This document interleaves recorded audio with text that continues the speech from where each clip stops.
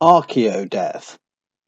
Death and Memory, Past and Present, with Professor Williams. What do we see when we look at Offa's Dyke? And how does what we see inform what we know, what we think we know, and what we don't know about Offa's Dyke? And how does what we see confirm, connect to, or contradict what others see when they look at Offa's Dyke? And how does all this relate to notions that Offa's Dyke is perhaps invisible, hidden, overlooked, or misunderstood? Well, art is a powerful cultural dynamic which is often itself overlooked and misunderstood, particularly by other cultural practitioners in heritage, history, and archaeology, for instance. But the practice of art, particularly in community and local contexts, can, I think, provide historians, heritage workers, and archaeologists with a powerful tool for revealing and understanding how ancient sites and monuments are seen, and in so doing, suggest new ways to make these physical manifestations of the past more visible and perhaps better understood.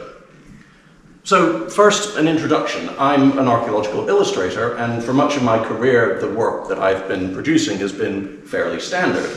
But I've also been lucky enough to have been involved on projects which are a little bit out of the ordinary. So I've worked with traditional tattooists, I've worked and mentored indigenous artists, and I've also worked on community art projects. And one of those, the one that I'd like to talk about today to provide an example of the sort of thing I'm looking at, is a project that took place at Old Oswestry Hill Fort, not too far away from here. Now, Sir Colin Renfrew, in his book Figuring It Out, The Parallel Visions of Artists and Archaeologists, argued that art could help archaeologists understand the past. And what I've come to realize is that art can help archaeologists understand the present. I think that art, particularly in those local community, non-archaeological and non-expert context, can shine a very different light onto ancient sites and monuments, onto their historical and social contexts, and onto the living landscapes and lived experiences of which they are inextricably part. And when considering how to make ancient sites and monuments more visible, more meaningful, and better understood, the insights which emerge from such art could help shape more engaging, more effective, potentially, research, interpretation, and outreach. So this thesis has its origins in the work of the Hill Fort Creativity Group, which I ran with my colleague, friend, and neighbour, the artist Diana Bauer, who unfortunately can't be here today. It was a community arts project that we set up in 2018, and I think it has some relevance to Offa's Dyke. For those of you that don't know, Old Oswestry Hill Fort sits just on the outskirts of the town of Oswestry. It's a place lots of people there know as somewhere to go for a walk with the dog, or blow away the cobwebs after a stressful day at work. It's a much-loved local green space full of wildflowers and birds, with amazing views out over the Shropshire Plain one way and the Welsh hills behind. It's also the largest and best preserved Iron Age hill fort in the north of England, and has been described by archaeologists as important to British history as Stonehenge. And Oswestry residents are rightly proud of the hill fort, both as a piece of local heritage and as a piece of British history.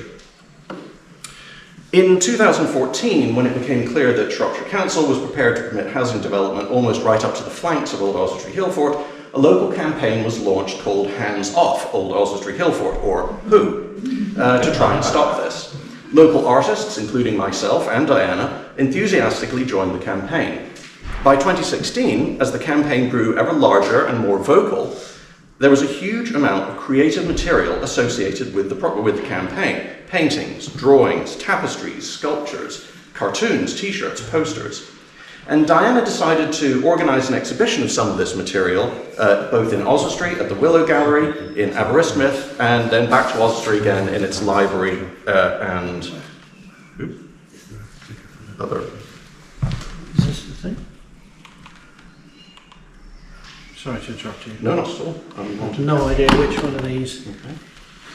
It just came on automatically when we. Yeah, just press a button. So this exhibition brought together much of the creative output that had been inspired by both the hill fort and the campaign. Prints, drawings, sculptures, installations, ceramics, tapestries, and jewellery.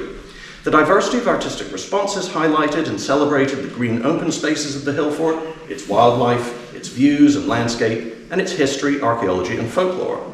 Some works reminded us that the hill fort was a refuge for rare and endangered plants and animals. Others reminded us of its importance as a community space. Others, angry and frustrated, warned that the hill fort was being threatened by unsustainable and unwanted development.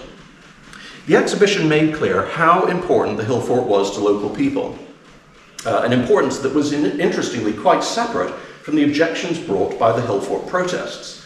While the protests focused on archaeological data, economic analysis, and policy objections, the arguments made by local artists and creatives were all about the damage development would do to what made Old Oswestry significant and important to the local community. Well, by March 2019, this artistic and creative collective had morphed into the Hill Fort Creativity Group. It brought together everyone from crafters and makers to painters and illustrators. We had ceramicists and sculptors. We also had teachers and librarians. We had poets and writers, singers and musicians. A really eclectic mix of people, media and interests, all bound together by a shared sense that Old Oswestry inspired their creativity in some way. Throughout that year, the group put on a series of exhibitions. We hosted activity days in the library and at Heritage Open Days, and our work was even the subject of a documentary by local award-winning filmmaker Joey Edwards. In 2022, with all of our exhibitions and gallery work stymied by COVID, the Hill Fort Creativity Group came together once more to produce a collaborative artwork which travelled on to Aberystwyth and Cardiff. This printer's box was put together as part of the Care Connected project, designed to bring Hill Fort communities across Wales together. The work was exhibited in Oswestry before then travelling to exhibitions at Pen Parcau Community Hub in Aberystwyth, just under Pendennis Hill Fort, and the Museum of Cardiff. It was our way of connecting to and becoming part of an extended community, even when moving across the country was difficult. So, what was all this work about? What was it that the Hill Fort Creativity Group was trying to say, and what does that, in turn, have to say about the potential role for art in reference to Offa's Dyke? Well, in the winter of 2021, I gave a talk about the work of the Hill Fort Creativity Group as part of the Clwyd Palace Archaeology Trust's online lecture series. In that talk, I suggested that the way to best understand what the Creativity Group had done was to look at the collection of drawings, prints, sculptures and paintings about Old Oswestry not with the eye of an archaeologist, but with the eye of an artist. And so, putting on my best BBC4 voice and channeling my inner Valdemar Januszczak, I did just that. So, what did I see? What quickly became apparent was the degree to which the artists were seeing things that the archaeologists were not.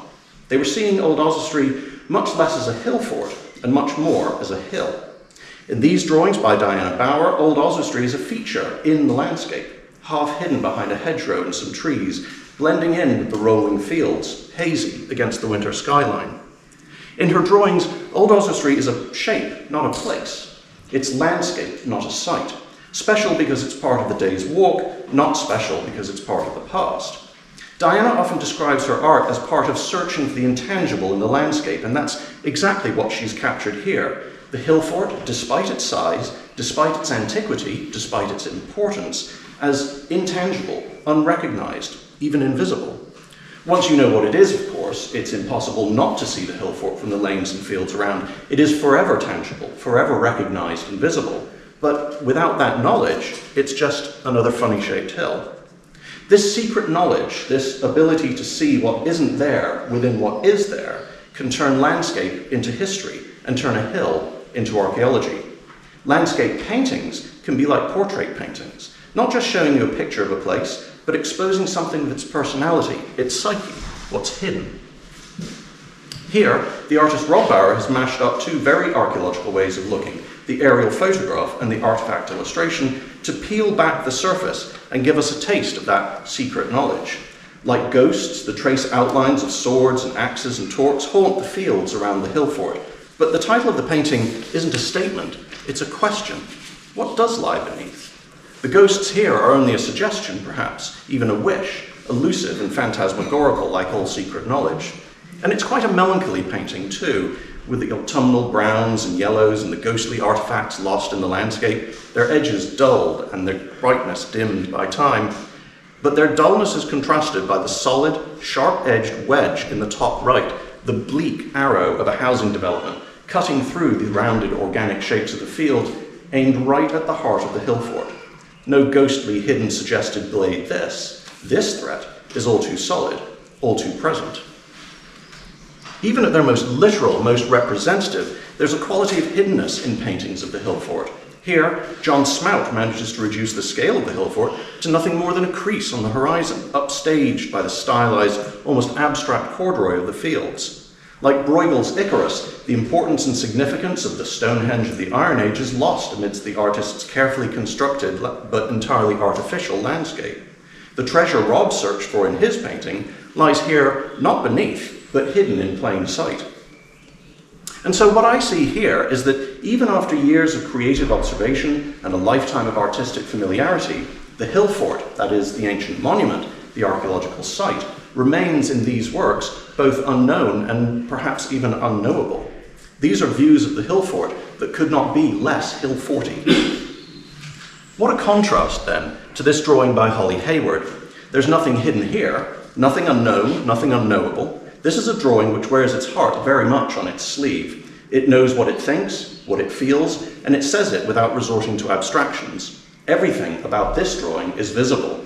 Its meaning is visible, its emotions are visible. You can feel what this drawing feels, and this drawing feels afraid. This drawing feels under threat. In the center, the hill fort is desperately protected by a female figure who crouches like a fetus, like a bog body, like a seed assaulted by modernity. There's frustration here too, but it's not the frustration of not knowing. Here it's the frustration of knowing exactly what the problem is, the frustration of being defenseless in the face of a great swirling rush of shadows and construction, the development all of us protesters gathered to resist. And here's that same fetal figure in a ceramic piece by Hilary Greer, curled atop the hill fort, half protecting it, half protected by it. It's a liminal figure, halfway between buried and about to be born.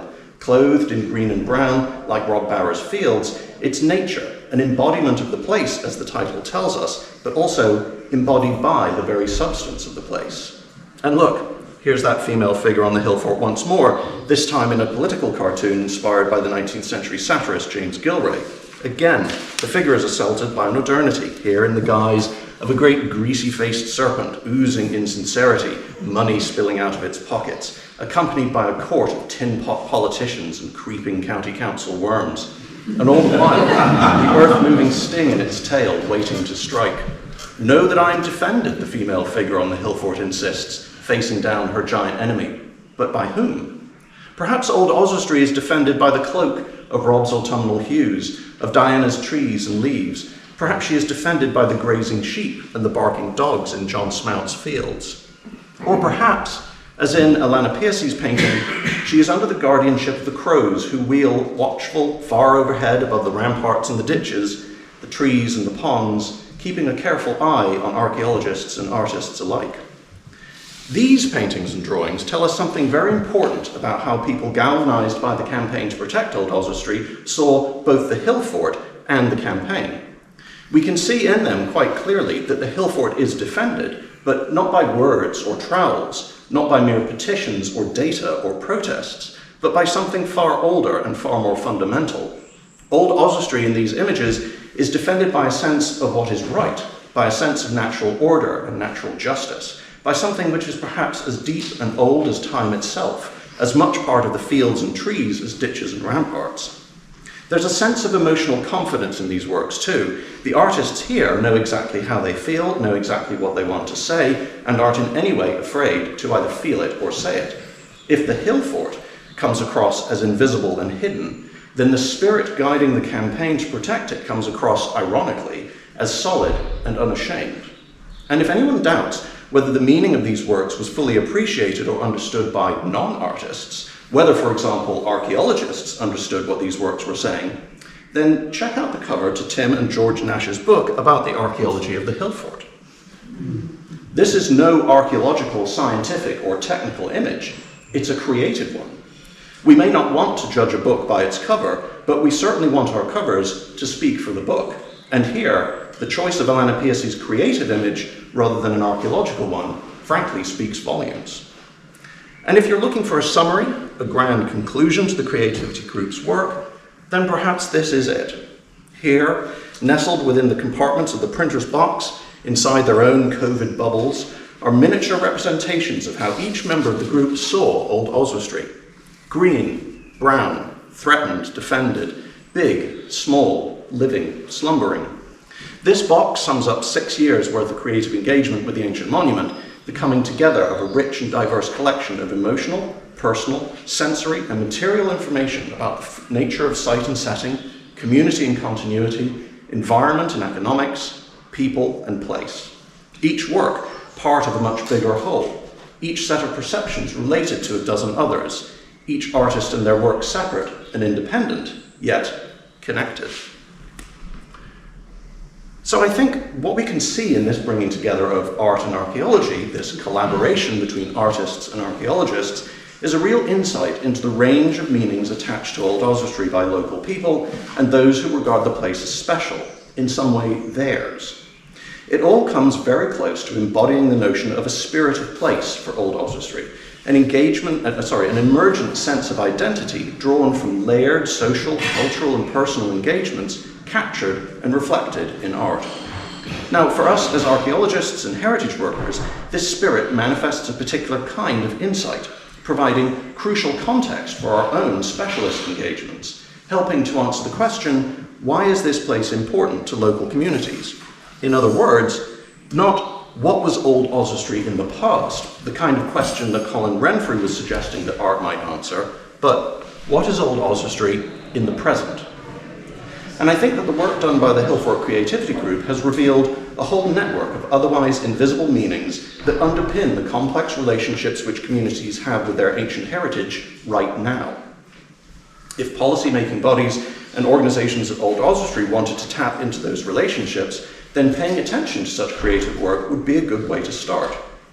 Now, the implications, I hope, are obvious. As policy-making bodies and organisations linked to Offa's Dyke consider their local relationships, they will be looking at relationships which are not just about the monument as an ancient place, not just about the monument as a focus for outdoor leisure or tourism, but the monument as a hub for a myriad of complex, layered and nested meanings, connections and priorities. So, how to identify these? How to make sense of these?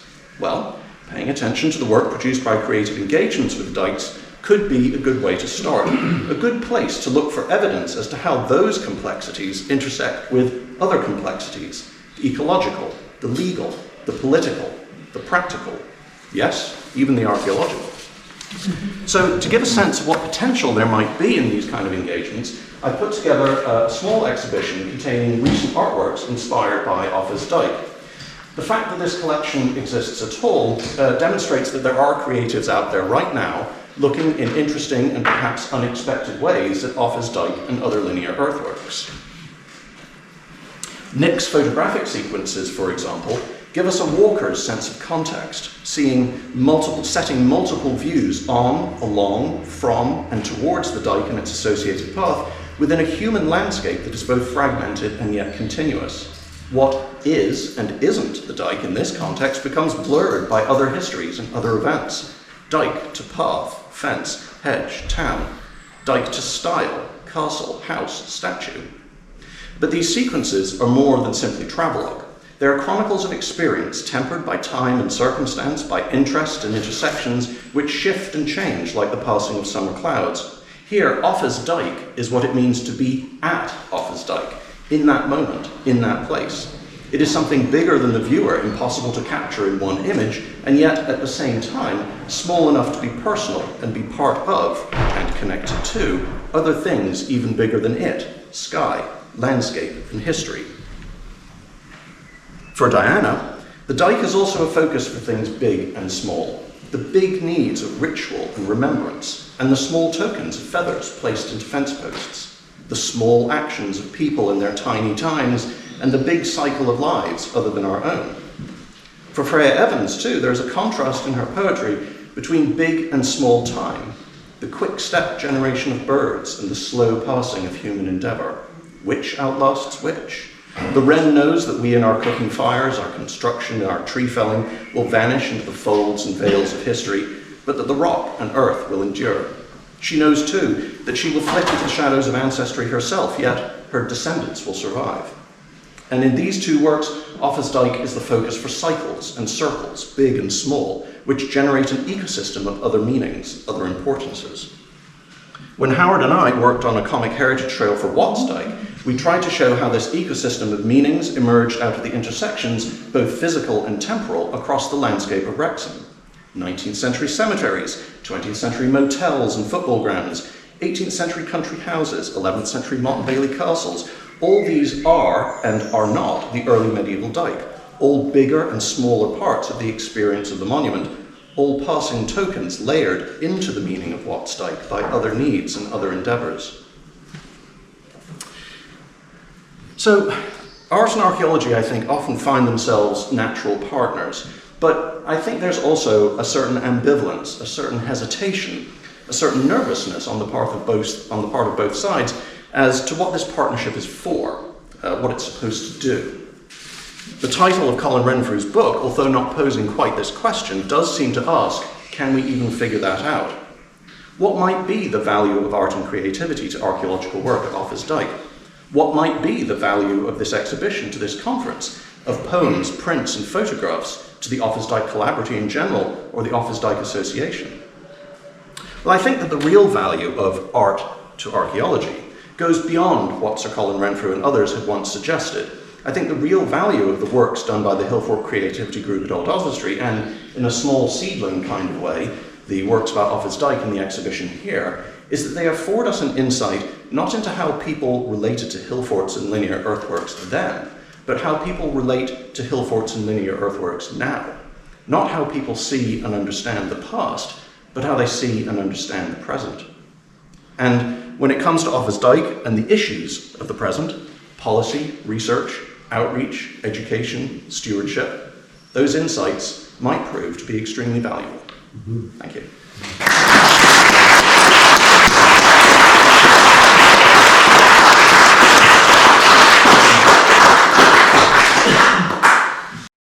For relaxing times, make it Archaeodeath time.